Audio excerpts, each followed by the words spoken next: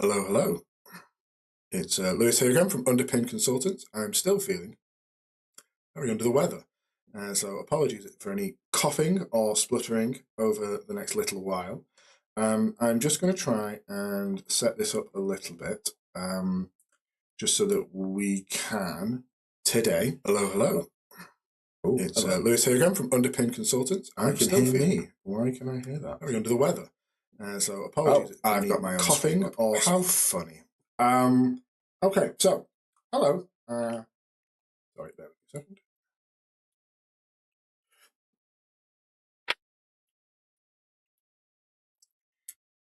We'll try that again. Hello, my name's Lewis. I'm from Underpin Consultants, and today we're going to try and do something a little different. We are going to look at something I created last week using Google NotebookLM. And what Google NotebookLM does is it takes a lot of information and it creates a notebook for you. And as part of that notebook, you can also create something it calls a deep dive, and what I'm calling a podcast. But unlike most podcasts, this podcast is created by two AI voices. So it absorbs all the information. And what I did was I gave it my 2019 book, The 5-Step Marketing Plan. And what I thought would be really fun today is to go through that AI created deep dive / podcast and work out how we can learn what AI is good at, what it's not good at, and how accurate is it actually. So what we're going to do is I'm going to kind of live react to the video. I'm going to come back in and out every now and again. I'll pause it, give you my thoughts. My thoughts will be as follows. I am not an AI specialist. I'm not a coder. What I am is a communications expert. I'm a project manager. I like listening to podcasts. I like hearing information more than I like reading information.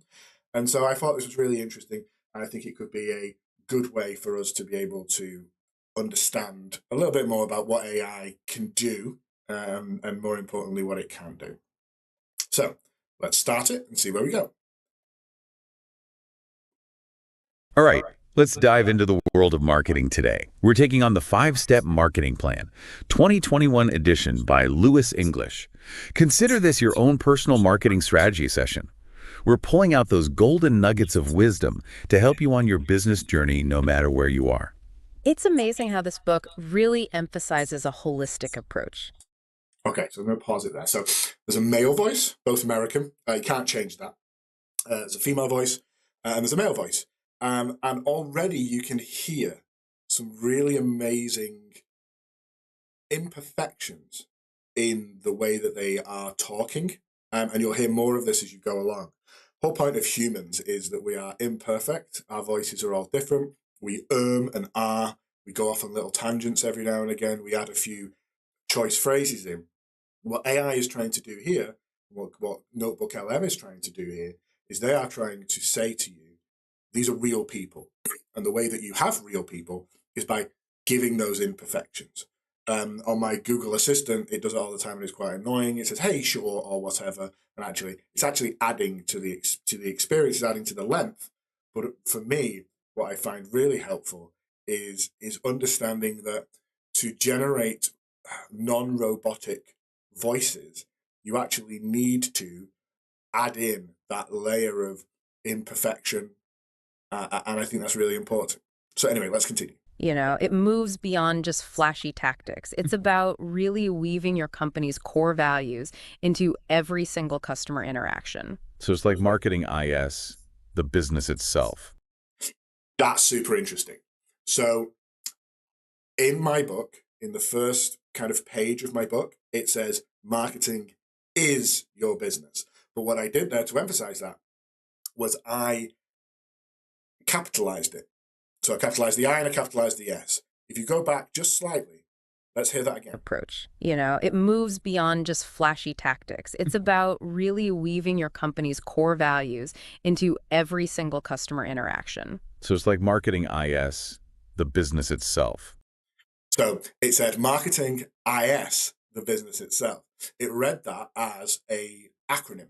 And I think that's really interesting because I don't think any human would. I think if you read the sentence, marketing is your business, but the emphasis was on the is with capitalization, I think that's really, really important to understand that it is literal.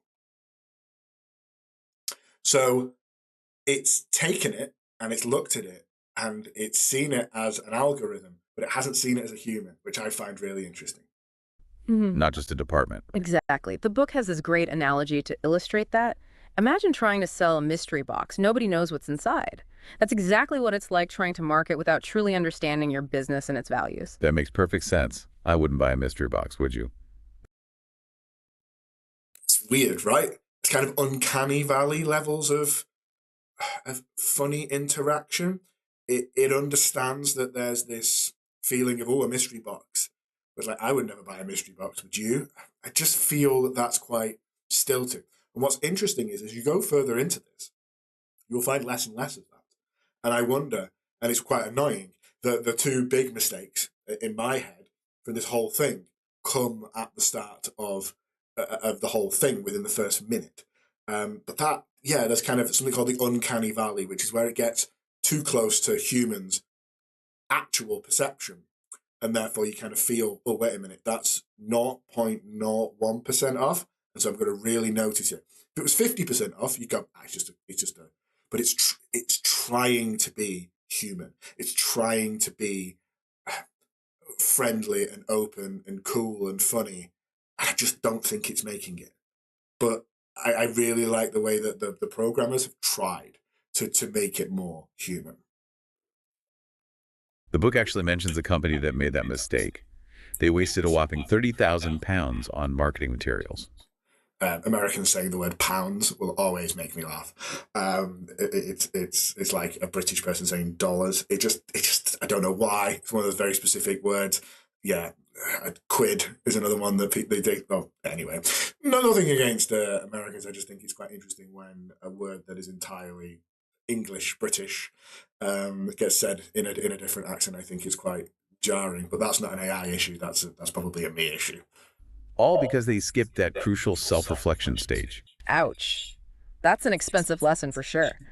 But it really Again, another one of those, ouch. It's kind of there, but actually, the more emotional it tries to be, the less professional it tries to be.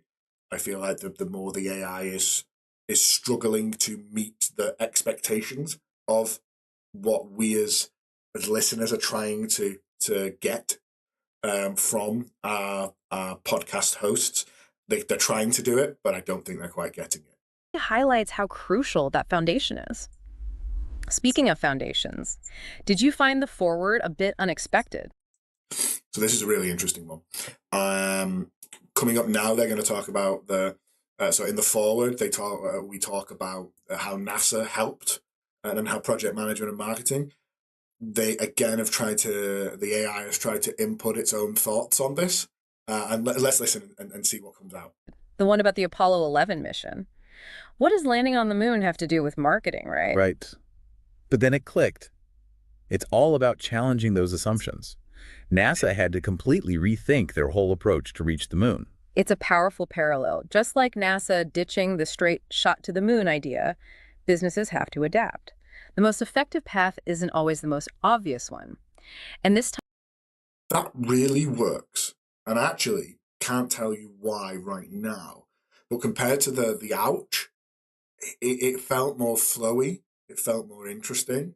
And what I love to do is read it. Because a lot of the times when you come across AI written down, I can kind of tell it quite easily. I think the layer of really well done AI voice is masking a little bit, but then maybe when they're trying to get higher, they're trying to get more emotional, it fails. So that's really interesting. I think when it's just trying to be a standard, middle of the road, non-emotional voice, I think it works. And I think the more it raises its emotion, the harder it becomes. ties directly into what the book calls focus, which goes way beyond just having a simple mission statement. Okay, so let's break down this whole focus thing. There are multiple parts to it, right? Absolutely. It starts with your mission. Like, Why does your company even exist? The reason you do what you do, take Google for example, their mission is to organize the world's information. Ambitious, simple, and it guides everything they do. That does sound a bit fluffy. I love it. I love it. So again, what I'm trying not to do is focus too much just on the negatives here. I think the positives are really good as well. The strain at which the male voice is like almost craving to understand, and how the helpful, there's this idea in in learning that you have the helpful idiot. So the person who asks the questions that the audience really wants to hear the answer to. And so what he's doing here is going, well, I just didn't quite understand. It's a bit fluffy. And I do this a lot in training is, it's about asking those questions that everybody else wants to ask. And then the female voice is turning around and saying, oh, no, you don't understand. This is what we're trying to do. I think that's super interesting. To me, though, do customers really care about a company's mission? Don't they just care about what the company offers? That's a great question. And the book addresses this head on. It's not just about slapping a mission statement on your website and calling it a day. It's about actually living those values.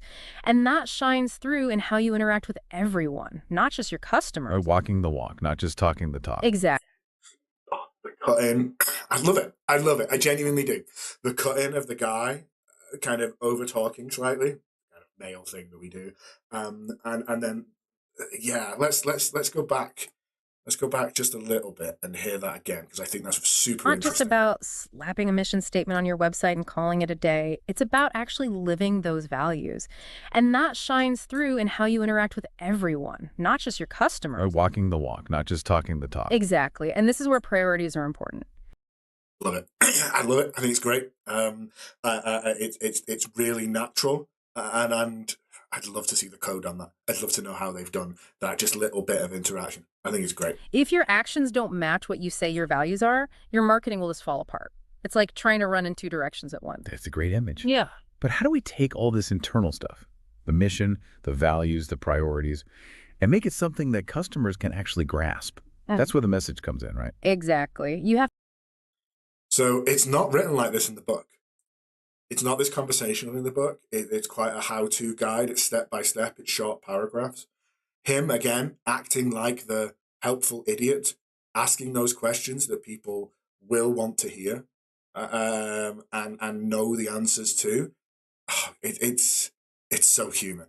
It's so human. have to translate those core elements into something relatable and something meaningful for your target audience. And speaking of the target audience, that's another super important piece of the puzzle. It's not enough to just know their age or location or income. You need to dig deeper, like what motivates them? What are their desires? What are their pain points? A lot of businesses miss the mark here. It's like that mystery box again. If you don't really know what your customers want, Bringing back those tells. You've talked about mystery box before, and when they first talk about the mystery box, it feels odd, uncanny, not particularly not particularly human. Whereas now he's brought it back in, and he's now talking about it in a way. And I'm using he. I'm using he and I'm using she. I said female voice and male voice not 5 minutes ago. Whereas now I'm using he and she. They're becoming real people to me as I talk, and as they talk, and as they understand. And I think that's such an interesting psychological and eventually sociological thing that we're going to have to reckon with, which is I'm starting to see him as a person. I'm starting to see her as a person. And I think that's where AI is eventually going to go. you can't really offer him anything of value. And I bet this is where that company personality comes in. Like, how do you want to be perceived as a company? Think of it this way. Apple, Dell, and Radeon are all Think of it this way. Think of it this way. Such a powerful connector that I know 90% of humans wouldn't use, but that's so smooth, so orientated. Again, you can see as I'm going through this, I'm loving this more and more. in the tech space, but their personalities are totally different. This shapes their brand voice, and how they actually connect with customers. Oh, that's what's missing from that robotic side of things. And I'd love to know why from a coding point of view, why the first minute was so. Is it a coding thing? Is it a me thing? Is it that I'm now getting used to this? Is it now that I'm understanding where they're sitting, or does it get better over time? Is the intro the hardest thing to do? Again, something to think about. It's like choosing friends. We are naturally drawn to personalities that click with us. I see what you mean. Customers are drawn to brands that resonate with their own personal values and style. So it's not just about features and benefits. It's about that deeper connection. Right, but of course benefits are still important. What tangible value do customers get by choosing you? But it all comes together in the physical branding, like your logo, colors, tagline. It's the outward expression of all those things we discussed. I'm now starting to forget to talk because they're just talking and they're just having a conversation about my book, which is weird, and they're saying nice things about me, which is weird. And they're just talking, and they're getting it right. They're understanding what my book is about. They're just I'm just listening to a podcast. So it's like the visual and verbal shorthand of your brand. This whole focus thing is making a lot more sense now. But this whole focus thing is making a lot more sense now. Again, I'm going to stop doing this now because those connecting human, this is the way that it works. How are you doing? So what do you think about this? That's what makes is what turns this from a text to speech imagining to a genuine conversation between two different people, the same person. It's not even a person, it's an AI. But that's what they're doing. They're inserting that humanity to change it from the text to speak to a genuine conversation. I'm also realizing how easy it is to get lost in the weeds, especially when you're really in the thick of things and using all that industry jargon. You've hit on a super important point. The book really highlights the dangers of using jargon. Like, it can create a barrier between you and your customers. Do you remember that Sally Ann test? That was a great example of how important it is to really consider other people. That's interesting. So that's another mistake. So they've mentioned something, the Sally Ann test, which is a psychological experiment about empathy, but they didn't explain it. They say, hey, do you remember the Sally Ann test? Super interesting. They just assume, the AI has assumed that because the information is in there, there's no empathy, for want of a better word. And I think this is super interesting, is they have turned around and said, oh, the Sally Ann test. Everyone knows the Sally Ann test. It's like saying a fork or a spoon. Everybody knows what a fork or a spoon is. I don't need to say, oh, I have a spoon. It's a round thing with a thing at the top and it's got a handle and I use it to eat cereal or soup or whatever. It's not created a hierarchy of what people know and don't know. It's assumed that you know everything. So when it says the Sally Ann test, it's saying it as if it's a thing that we all understand. And we don't. And I think that's an interesting quirk there from the AI. People's perspectives. It made me wonder if we often assume that our customers know more than they do. We need to step outside of our own bubbles and use language that they actually understand. Absolutely. This is also where the book's emphasis on writing down your plan really hit home for me. There's a study mentioned in the book. It showed that people are 42% more likely to actually achieve their goals. They quantified that then. There's a study in the book. I don't know. Interesting. Wonder why it did it there. They didn't do it before. If they write them down. I've heard that before, but never applied that to my marketing.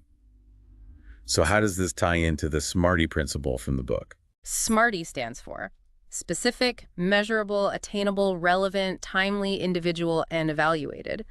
The book goes really deep into how each of these elements builds a strong plan. I don't think I do. I don't think I deeply go into it. The book itself is only 30,000 words, but they've really focused on it. And it's nice, again, that they have quantified that particular thing. And it leads me to wonder, again, that inconsistency of not explaining. Is that an AI artifact? Is that an effect? Or is that it trying to be more human by making intentional mistakes? I'm now starting to question myself. I feel like I need to have a Voight Kampf test from Blade Runner or something, maybe. Plan. Okay, I need to hear more about this SMARTY principle. It sounds like a very powerful tool. It really is. And a written plan built on these principles will really help minimize that wasted effort. And it helps you adapt when those unexpected things happen. That's a good point. So we've talked about focus and writing down the plan. Where does strategy fit into all this? A solid strategy takes your focus and turns it into actual steps to reach your marketing goals. The book uses this great analogy, the counting to 20 game. Have you ever played Again, that? Oh, yeah. Total chaos. Everyone's trying to count at the same time. Nobody's listening. Exactly. okay, that's a game I invented. You all have to count to 20. You can only count one number at a time, and you can't say two numbers in a row. So you get two people, and you have to close your eyes. So you have to, you have to kind of anticipate what other people are doing. It's kind of an empathy test. Um, they're explaining it again, like everybody knows the count to 20 game, and it's just not true. Just like those players struggling without communication and a shared plan. Companies can't succeed if their marketing efforts are all over the place. It highlights the need for that unified approach, a roadmap for your marketing journey. So that roadmap is the strategy, right? Like the analogy in the book. You wouldn't just start walking from Land's End to John O'Groats without a map. Exactly. But here's the thing. We get so attached to our plans sometimes, even when they're clearly not working. The book calls this the sunk cost fallacy. Oh, I've been there. Yeah. You've already invested so much time and money. Book calls this the sunk cost fallacy. It's taking up. It's interesting that it's taking everything I say in the book as something that I invented, and sometimes it removes the attribution. It removes the fact that everybody knows what the sunk cost fallacy is. I didn't invent this. I don't think anyone invented it. This is kind of something that's been around for a very long time. But because I provided my book and it sees that information in my book, it is turning around and saying, hey, why are you... I invented this because it's the only information it's got. Again, quite interesting. You're almost afraid to change direction, even when it's clear you need to. It's a common trap. The book uses the example of BlackBerry. They clung to those physical keyboards and totally missed the smartphone revolution. It's a stark reminder that adaptability is key, especially in the always changing world of marketing. That's really interesting. I find this a lot with AI. Let's go back just slightly and let's hear that again. Totally missed the smartphone revolution. It's a stark reminder that adaptability is key, especially in the always changing world of marketing. The always changing world of marketing, in the ever adapting world, that is something you find a lot in AI. And I've never actually tried to work out why, but that kind of clunky, in the ever changing world, it makes me feel like it's a little bit salesy, a little bit soapy. And you get that a lot with AI writing. It will usually start along the lines of, in the ever changing world of business, there are a few things more important. It's contextualizing, and I get why it's doing it, but it does it so often, ChatGPT specifically, does it so often that it's now a hallmark of AI, and it's been used here. And actually, the first time in a little while that I've noticed genuinely the AI. I remember when everybody had a BlackBerry. It's crazy how fast things change. So once you have a solid strategy and you're ready to adapt, how do you choose the right tactics? This is where the book gets super practical. It makes it very clear that not every tactic is right for every business. It's like ordering from a restaurant menu. You don't get everything. You choose what you want and what fits your needs. I love that analogy. It takes the pressure off feeling like you have to do everything. So what kind of marketing? Okay, so that's the first kind of 7 minutes. Not going to go through the whole 20 minutes today. I think it's an exercise in understanding what AI is and what AI is not. I think it's incredibly useful. So this is not designed to be a podcast.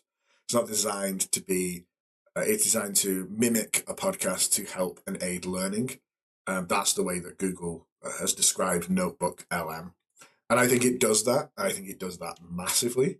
I'm interested in it from a podcast point of view and from an AI point of view. And I think it's phenomenal. And it's exactly what people think AI is all about. And when this is what, 2-3 years in? I think when they get it, it's going to be eerie. It's going to be spooky. And I just think it's going to be amazing.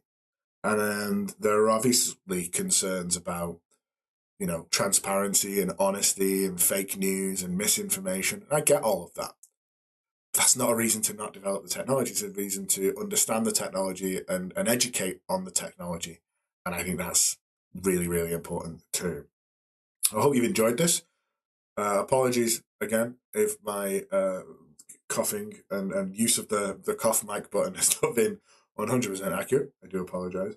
I just wanted to kind of give you an insight from my perspective as a business consultant and from someone who's interested in technology, how useful this kind of stuff can be from people who are not particularly reading first, they are audio first. You can throw anything into NotebookLM and it will spit out a deep dive just like this that will talk about whatever subject you want. And I think that's amazing because what equity is not giving everyone the same thing. It's giving people what they need to learn. And so having this and having someone maybe with more of an audio focused learning method as opposed to a written method or a teaching, a being taught method, this is going to super help them. So on top of all the fun we've been having with the AI side of things, it's worth noting that this is a learning tool and should be really used in that way at the moment. So there you go. Thank you so much for your time. We won't be streaming on Wednesday because I will be in Somerset, but we will be back soon with another live stream on business marketing, running your own business, philosophy, and other business-related things that will help you be